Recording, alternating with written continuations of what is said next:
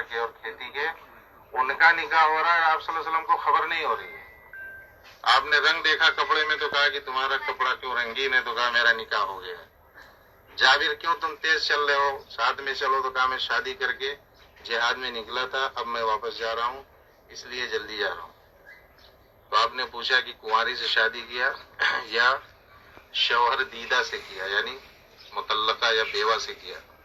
تو انہوں نے کہا کہ نہیں، بڑی عمر کی عورت ہے، اس کے پہلے شادی ہو گئی تھی۔ آپ نے فرمایا کنواری سے کرتے تو زیادہ بہتر تھا، تم اس کے ساتھ دل لگی کرتے ہو، تمہارے ساتھ دل لگی کرتی تھی۔ انہوں نے کیسا عجیب سا جواب دیا کہ میری 9 بہنیں ہیں اور میرے والد کا انتقال ہو گیا، میری والدہ بھی نہیں ہے، اگر میں کسی انہیں کی ہم عمر عورت سے کرتا تو پھر وہ بھی انہیں میں گھل مل جاتی، میری بہنوں کی تربیت کون کرتا، انہیں لے کے چلتا کون، سنبھالتا کون؟ اس وجہ سے انہوں نے اپنے نفس کو کتنا کچلا ہوگا، کتنا دبایا ہوگا، اور ایک ایسی عورت سے شادی کی جو تقریباً ان کی عمر سے 2 گنا تھی۔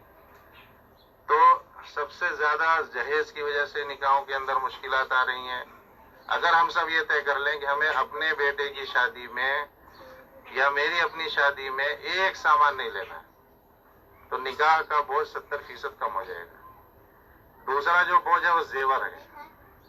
آج نکاح میں جہیز کو لوگ ضروری نہیں سمجھتے، زیور کو ضروری سمجھتے ہیں۔ غریب سے غریب کی شادی میں 3 لاکھ کا زیور، چاہے وہ لڑکا ہو چاہے لڑکی ہو، بنے گا۔ وہ 3 لاکھ کہاں سے لائے گا؟ یا تو بھیک مانگ کے لائے، یا تو زکوٰۃ کے پیسے سے لائے۔ لوگ زکوٰۃ دیتے ہیں یہی سوچ کر کے۔ اب زکوٰۃ کے پیسے کا زیور بتائیے اس میں کیا خیر ہوگی؟ پتہ نہیں وہ مستحق ہے کہ نہیں۔ علماء یہ کہتے ہیں کہ آج کے زمانے میں 612 گرام چاندی کے برابر کا جو مالک ہو جائے وہ زکوٰۃ کا مستحق نہیں ہے۔ اب غریب سمجھ کر کے ایک صاحب نے 50,000 دیا، دوسرے نے 20,000 دیا، وہ لڑکی اس ٹائم زکوٰۃ کے اس سے باہر ہو گئی۔ اب جتنے لوگ اسے غریب سمجھ کے زکوٰۃ اور یا صدقہ واجبہ کی رقم دیں گے، وہ زکوٰۃ ہی نہیں ادا ہوگی۔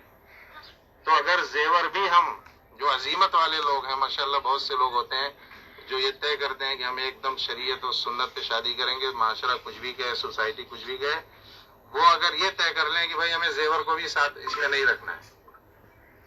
تو ایک صاحب ملے لکھنؤ میں، ماشاءاللہ بہت پیسے والے، بہت علم اور دعوت سب ان کے اندر۔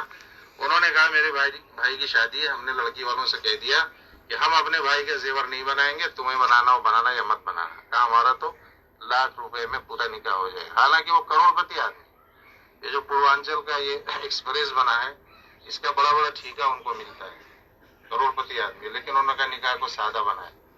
تو نکاح سادہ ہو جائے گا تو نکاح عام ہو جائے گا، نکاح سستا ہو جائے گا، وقت پہ شادیاں ہو جائیں گی، معاشرہ پاکیزہ رہے گا، نسلیں محفوظ ہو جائیں گی، اولاد میں دینداری، خودداری، غیرت، سنجیدگی پیدا ہوگی۔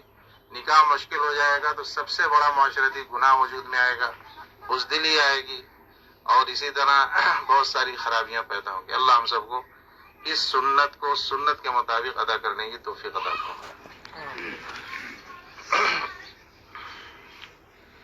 الحمد لله نحمده ونستعينه ونستغفره ونؤمن به ونتوكل عليه ونعوذ بالله من شرور أنفسنا ومن سيئات أعمالنا، من يهده الله فلا مضل له ومن يضلله فلا هادي له، ونشهد أن لا إله إلا الله وحده لا شريك له، ونشهد أن سيدنا ومولانا محمدا عبده ورسوله.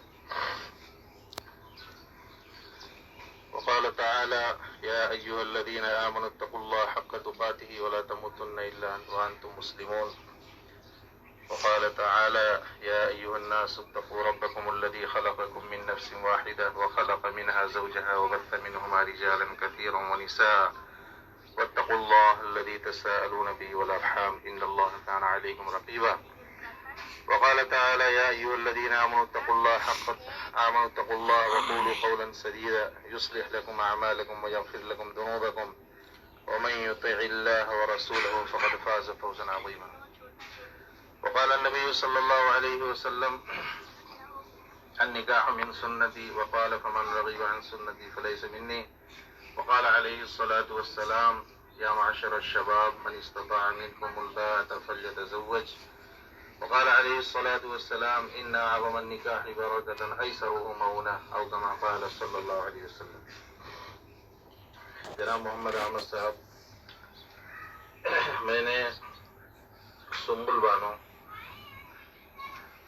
ساکن کورولی کا کو ایک سونے کے زیور کے عوض جس کی قیمت تقریباً 1.5 لاکھ روپے ہے آپ کے نکاح میں دیا.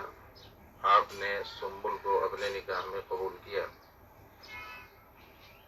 بارک اللہ عنہ وبارک علیہ وجمع بین